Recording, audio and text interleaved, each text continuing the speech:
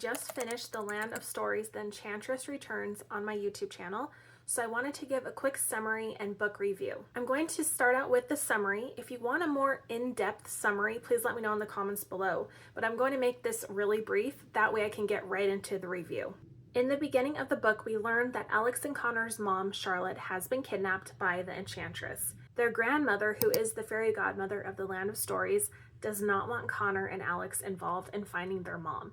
But of course, the twins are very stubborn and they want to be involved. They want to find their mom. So Alex sneaks out of their house one night and she goes to her grandmother's old cottage and finds a way to get back into the Land of Stories. And of course, Connor figures out something's going on, so he ends up going with her. When they get to the Land of Stories, they learn about this thing called the Wand of Wonderment.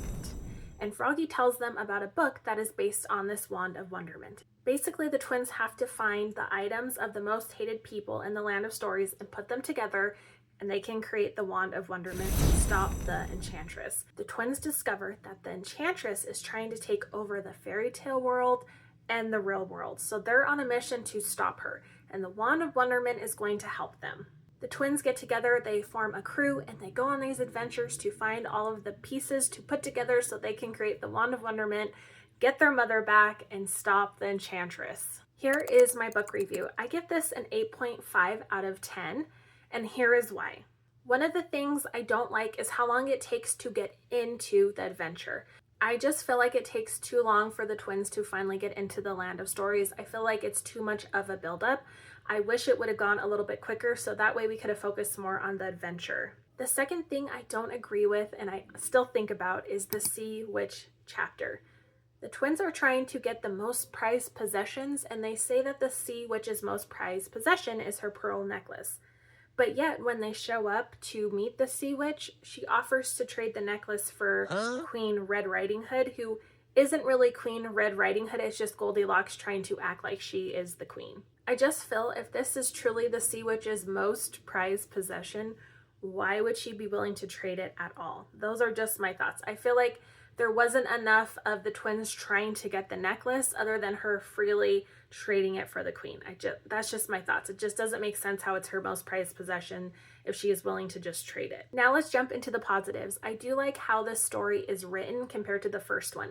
I feel like it flows a lot better, and I also think it's easier to read as a read out loud than the first one. I also like how we see more of the twins' personality really start to grow. Connor isn't as funny or humorous in a negative way like he was in the first book. He's really the positive force in this one. Alex in this one has a lot more doubts about things, and Connor is the one who really pulls her out and provides that positive push forward. That also shows that Connor is starting to mature more. Now he is a preteen, but this just shows he's really coming into his own and he's really accepting just what challenges they have. It shows more of a bond between the twins, and it really shows the relationship growing and how close that they are. I don't want to put any spoilers in here, but the very last chapter of this book is sad.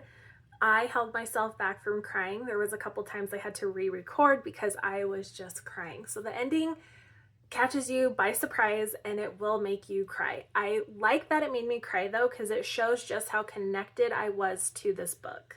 At the ending, I feel for Connor, I feel for Alex. The whole thing just makes you really sad.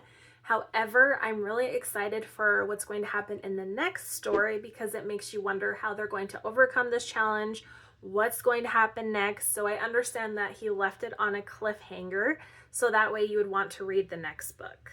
Overall, I'm happy with this book. I recommend it if you are a teacher as a read out loud. If you are an adult, you're a preteen, you're a teenager, you're a young adult, I highly recommend this book. If you like something with adventure, humor, those are the key points that I really take away from this. I will say that Alex and Connor also came into their own in this book, so that shows how much we can all change through time and experiences. Let me know in the comments below, did you enjoy this book? What are some things you liked about it, and what are some things you did not like about it? If you enjoyed this review, make sure you check out my read out louds and also like and subscribe. Thank you so much, and I will see you in my next read out loud.